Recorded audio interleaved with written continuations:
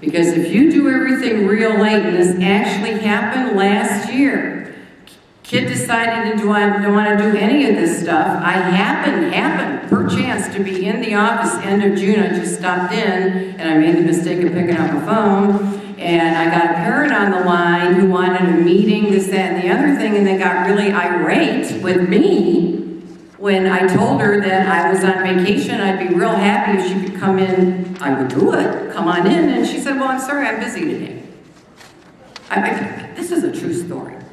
So please, guys, help yourselves out. Get this stuff in on time so you're not scrambling when I'm on vacation. And that is so much stuff. But I figured that will help you in your decision making. So what I want to do right now, guys, if you want to come up to microphones, because I'm sure, even though I live and breathe this stuff, there are some questions out there that I have not addressed. So don't be shy. I'm asking you to use the mic so everybody can hear a question. Oh, have I put you to sleep that nobody wants to ask questions? Thank you. One brave soul coming up. I don't know if you might have to click it on to get some juice. No, it's not. Okay. Cool. We're live. Okay, if my son took Spanish 1 here at Valley Forge, does he need to take a placement test to do Spanish at Tri-State? Anticipating that question, I have about 20, and I'll make more, guys, copies for you of what level course you should be taking over at Tri-C. If you have no Spanish background or French, 1 year of high school Spanish, 2 years of high school Spanish, I've got it. Now, I gotta be real honest with you though, there is no placement testing at Tri-C for foreign language. And we have had issues in the past. Guys, that's college over there. What we do in 1 year, they do in 1 semester. You got to be real careful because they are going to say, and right in their description, they say that if you've had 1 year of high school Spanish, you should be signing up for Spanish 1021.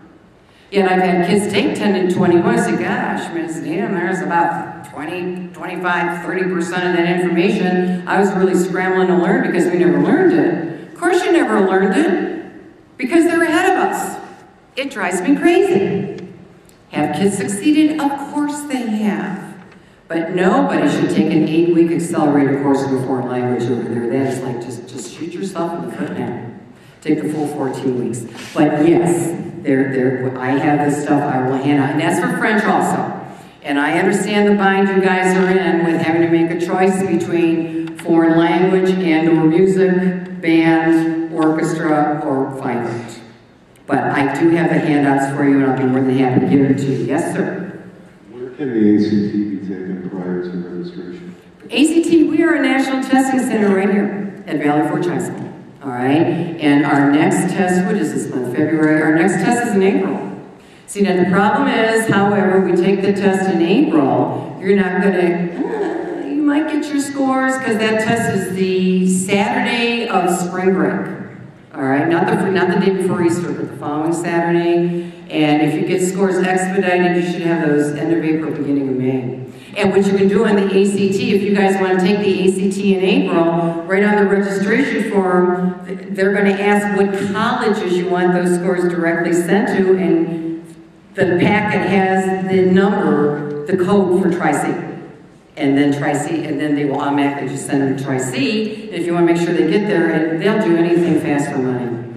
It's the business of education. So I would say get the information. Your son and or daughter can go right into our student services office. We have all that information.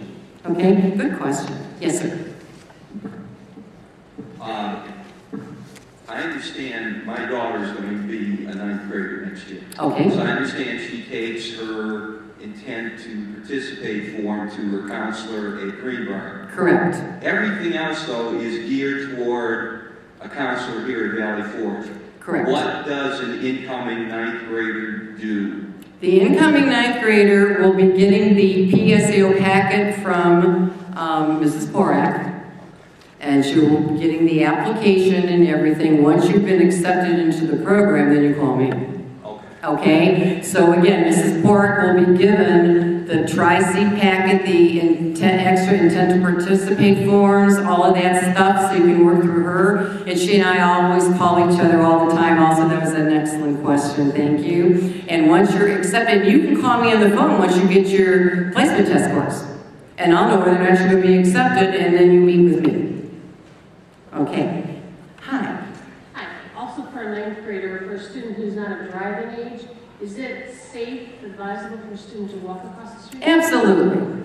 But it will take, give the 20-minute walk thing again. Sometimes kids who are walking get there sooner than kids who drive the cars. Because the parking over there sometimes can be a little hairy, all right? I do want to tell you, and this is from our deputy principal, before I forget, you guys got to understand something. The days you do not have PSEO, we will not let you into the building. We don't have supervision. And we had some issues with that this year. For example, let's just say Monday, Wednesday, and Friday, you have coursework at Tri-C, and you're not due into our building until 10 a.m. or 10:30, if I can rearrange your schedule that way. Tuesdays and Thursdays, you're still not allowed in our building until 10:30, because you're a Tri-C student until 10:30. So the days you don't have class, you either stay at home, you use the media center at Tri-C, use the computer center at Tri-C.